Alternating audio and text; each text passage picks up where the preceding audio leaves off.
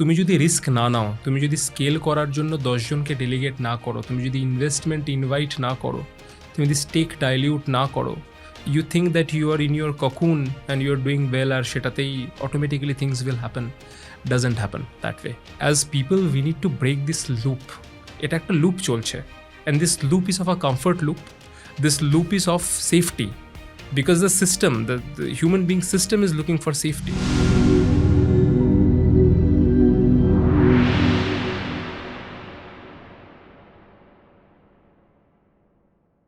তোমার কি মনে হচ্ছে যে ধরো এত বড় একটা কোম্পানিতে কাজ করছো, যে ধরো আমাদের এখানে আমি এরকম মানুষকেও দেখেছি যারা অনেক ক্ষেত্রে ভেবেছেন যে কেউ, আমার একজন পরিচিত ছিল যে স্কুলে গাড়ি ভাড়া দেয়, বিভিন্ন স্কুলে পুলকার যেগুলো যায় সকালে বাচ্চারা, তার জন্য গাড়ি কেনে, কিন্তু তার ওই 2-3টে গাড়ি হয়েছে, তারপর আর সে জানে না কী করে হতে হবে, এবং সে বারবার বলছে যে আমি এত ব্যস্ত, মানে ইনফ্যাক্ট অ্যাকচুয়ালি কী হয়, সে নিজে গাড়ি চালায়, তার সাথে আরও 2-3টে গাড়িকে ভাড়া দেয়, এবং সে মনে করছে ওখান থেকেই সে বিজনেসটাকে স্কেল করছে।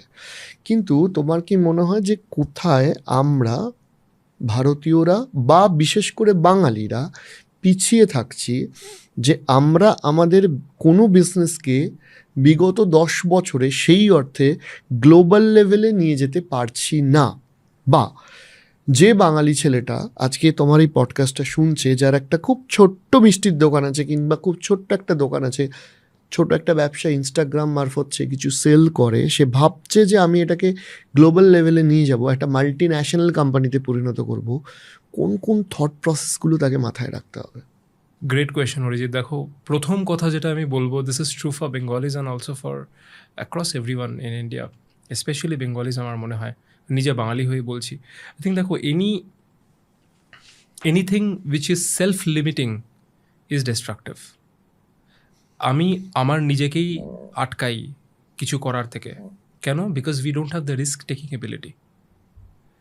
যখনই তুমি যে এক্সাম্পলটা দিলে, একটা ছোট দোকানকে আমি কিভাবে স্কেল করব, বা আমি একটা গাড়ি থেকে 3টে গাড়ি থেকে 10টা গাড়ি কিভাবে করব, এটার জন্য the first thing that needs to happen is you need to have certain appetite for risk.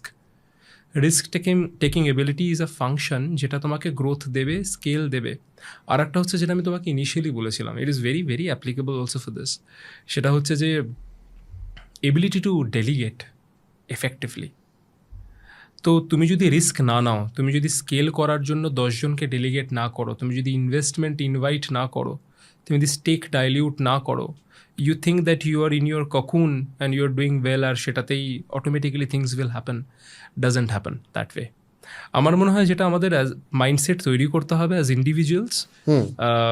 বাঙালি হয়তো আমি ডেফিনেটলি বলবো, for us it's very important, because দেখো, এটা বাঙালিদের দোষ না, বাঙালিরা has faced a lot. If you go back to history, Bangali has faced a lot. We have seen partition, we have seen a famine, যেটা অনেক part of India has not faced. আমাদের বুঝতে হবে যে আমাদের, মানে একটু ডাইগ্রেসি করছি, বাট আমাদের বুঝতে হবে যে মানুষের না genetic memory comes from what they have faced in the past, in history. তাদের সাথে কি হয়েছে, তুমি যদি আজকে দেখো বাঙালিদের সাথে, বাঙালিদের জেনেটিক মেমোরি ইজ ফাইন্ডিং তোমার স্টেবিলিটি।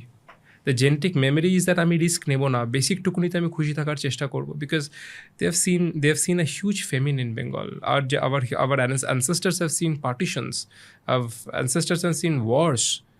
তো সেই জায়গা থেকে যদি আমি দাঁড়িয়ে দেখি, and genetic memory passes on overall, তুমি যদি দেখো, people believes that they needs to be stability in the family.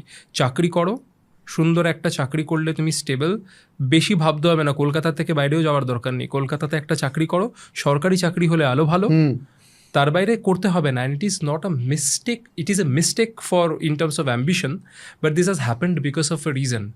আমার মনে হয় as people we need to break this loop. এটা একটা লুপ চলছে, and this loop is of a comfort loop, this loop is of safety, because the system, the human being system is looking for safety. বেঙ্গলে এটা heightened, তুমি দেখবে যে যে জায়গাতে প্রচুর history of bloodshed, history of anarchy, history of wars রয়েছে, সেখানে for generations they look for safety, and safety becomes and comfort becomes more important than ambition and growth. I think this is why Bengali is facing this, but Bengalis have always been super and ultra sharp, I believe. আমাদের history দেখো, মানে this is one side of the history, but look at the people যারা এই মাটিতে জন্মেছেন। তো আমার মনে হয় Bengalis are extremely sharp. It is just that they need to build that risk-taking ability and be safe that it's okay to take risk. And নিজেকে বিশ্বাস করো, if I fail, I'll again stand up. I'll fail again, I'll again stand up. It's okay. It's okay to fail. আর সোসাইটিতে এই ব্যাপারটাকে একটু acceptance বাড়াতে হবে, যে একটা ছেলে যে ব্যবসা করছে হয়তো প্রথম 2 বছরে সাকসেসফুল হয়নি, তার মানে don't write him of. Don't write him off. The 5th year he might be successful and running a 10 CR business. আপনি জানেন না আজকে কি করছে ও। একদমই। And let him try, encourage. একবার হয়নি বলো যে ঠিক আছে পরেরটা হবে। I think we need to encourage people to start businesses, keep investing in businesses. আমি 2 দিন আগে চণ্ডীগড়ে ছিলাম, আমি একটা এক্সাম্পল দিচ্ছি। I was in a cab. তো ক্যাব ড্রাইভারটার সাথে আমি কথা বলছিলাম যে কবে থেকে চালাচ্ছেন, বলছি 6 মাস হলো। 6 মাস? আপনার তো মনে হচ্ছে না আপনি 6 মাস। বলছি এর আগে আমি বাইক চালাতাম, মোটো চালাতাম, 2 হুইলার। বাইক চালিয়ে আমি টাকা রোজগার করে গাড়ি কিনেছি, আর স্যার আরও 1.5-2 বছর চালাবো, তারপরে আমি 3-4টে গাড়ি করব। So he is thinking of becoming a business owner, having a fleet of 5 cars, একটা বাইক থেকে। রিস্ক নিয়েছেন, ইজি না, মানে একটা কমার্শিয়াল ভেহিকেলের EMI দেওয়া, রেগুলেশন, কাগজপত্র বের করা, it is costly, but he took that plunge. আজকে ইট ইজ ওয়ার্কিং আউট।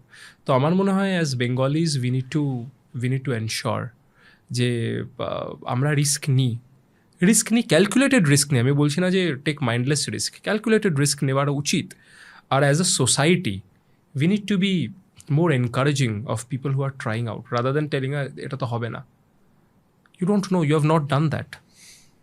মানে আমরা এমন একটা পরিবেশে দাঁড়িয়ে আছি যেখানে আমি কোনো ধরনের প্রফেশনকে ছোট বা বড় করছি না, কিন্তু ডিসক্রিমিনেশনটা যেহেতু হয়, কোনো একটি ছেলে যদি একটা নিজের ব্যবসা করে তার থেকে অনেক বেশি তার পরিবার সেলিব্রেট করবে সেই ছেলেটি যদি একটা সরকারি চাকরি পেয়ে যায়। অর্থাৎ আমাদের মনোভাবটাই ঢুকে গেছে। এবং ইভেন যে আমি একটা মেমেসও দেখছিলাম যে ওই হয় না যে পাত্রীর জন্য পাত্র খোঁজা হয়, তো বলছে গুগল যে CEO আছে সুন্দরাম পিচাই, তার প্রোফাইল পাঠিয়েছে, বলছে ও তো সরকারি চাকরি করে না, ওর সাথে মেয়ের বিয়ে দেওয়া যাবে না। So this is a mentality.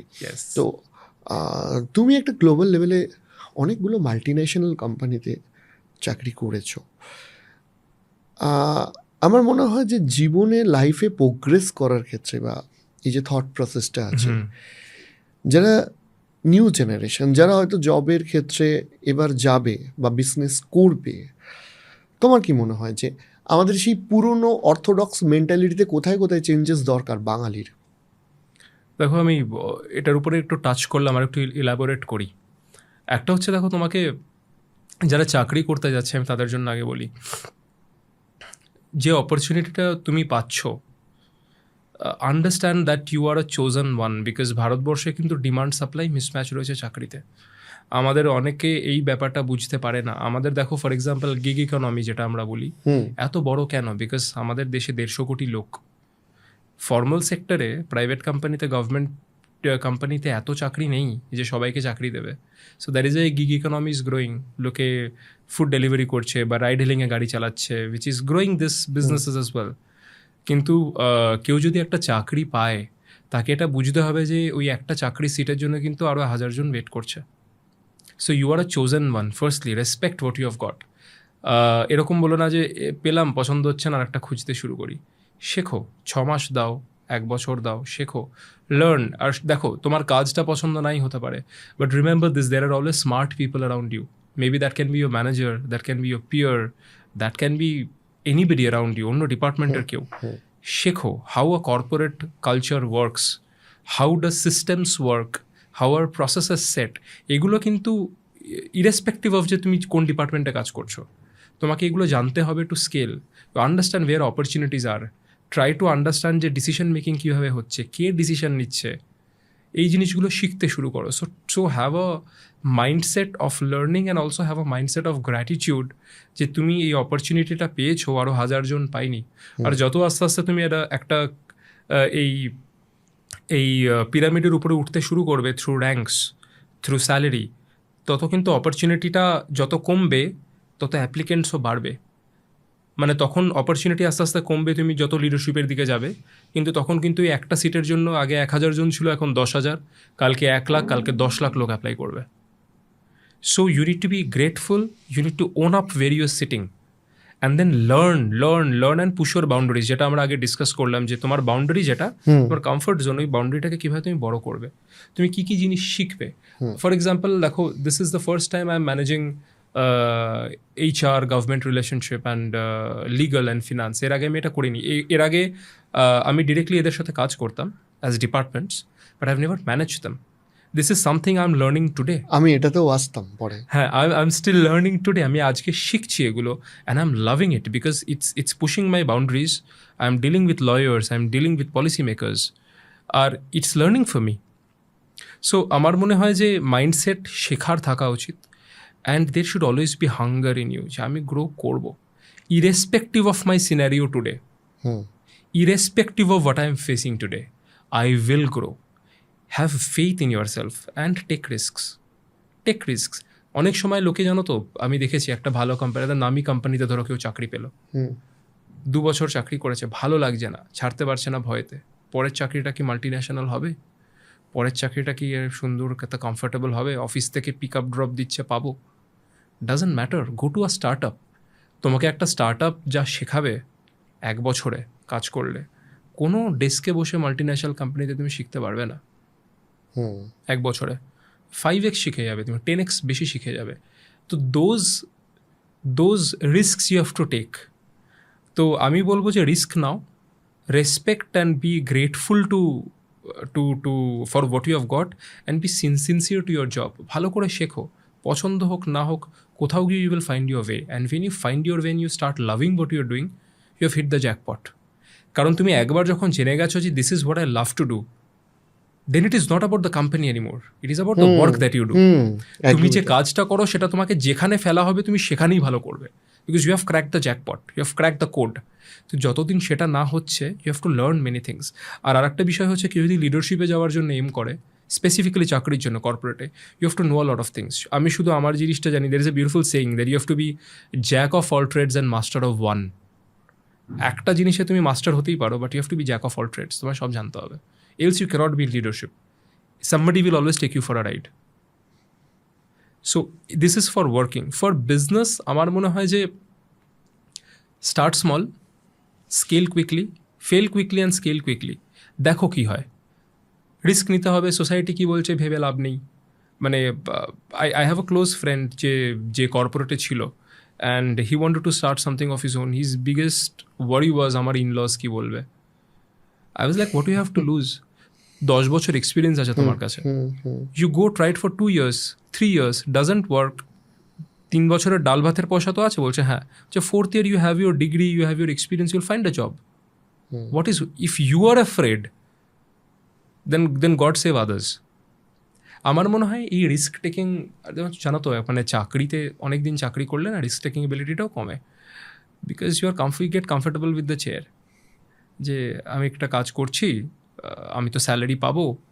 Obviously মানে তোমার বিজনেসে risks are much more. I am talking about a general work. When you reach leadership, it's a different ball game, you have to operate like an entrepreneur. কারণ again আমি যেটা তোমাকে বললাম, যে একটা পুরো টিমের দায়িত্ব তোমার ঘাড়ে, তাদের কালকে কি হবে, তাদের কালকের চাকরি, কালকের ইনক্রিমেন্ট, সব কিছু তোমার পারফরমেন্সের উপর ডিপেন্ড করছে। ইভেন দ্য পারফরমেন্স, হ্যাঁ, তাদের পারফরমেন্স, তাদের কালকের ইনক্রিমেন্ট, কোম্পানির গ্রোথ, সব কিছু তোমার উপরে dependent. You have to own it up like the founder of the company and deliver, relentlessly deliver, যে এটা তোমার রেসপন্সিবিলিটি। বাট মানে this is like an entrepreneur job. But আমার মনে হয় বিজনেসে risk taking and ability to sustain with that risk and give it a shot is very important.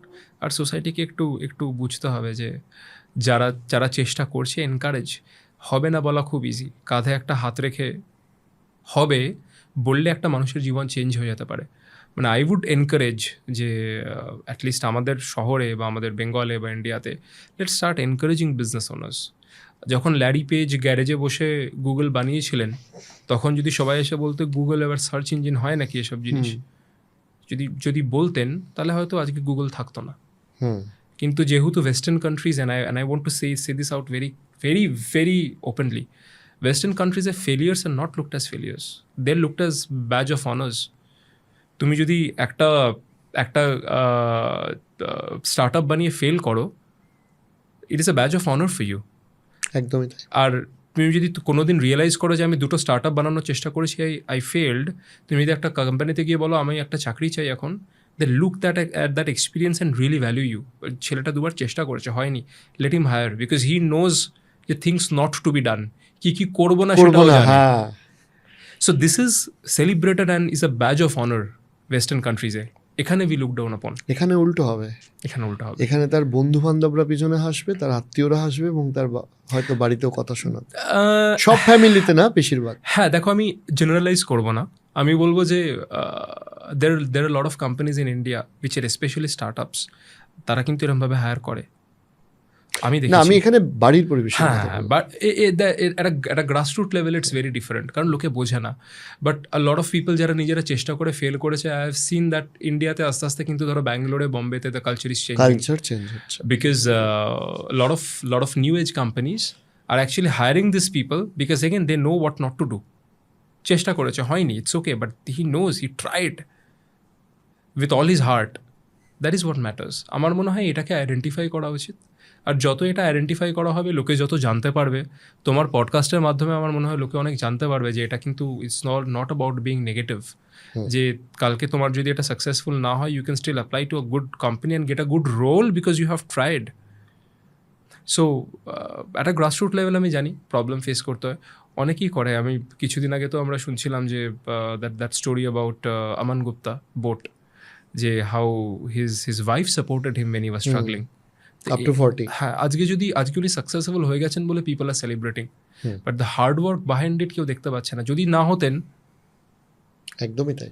যদি না হতেন, তাও কিন্তু ওনার সিভিটা would have been equally valuable in any company. So I think there is value. এটা first of all. Second of all হচ্ছে, যদি ওই ফেলিওরটা না দেখতেন তাহলে হয়তো আজকের এই মানুষটা উঠে আসতেন না। অফকোর্স ওইগুলো ল্যাডার্স হয়ে যায় because it makes you wise. মানে ফেলিয়ার্স লাইফে দুঃখ কষ্ট, আমার মনে হয় ইট মেক্স ইউ ওয়াইজ। সব যদি ভালো লাইফে হয়, সব যদি সাকসেসফুল হয়, you will never become wise, you will become entitled. একদমই তাই। I think this gives wisdom. Wisdom comes from pain and failures. একজন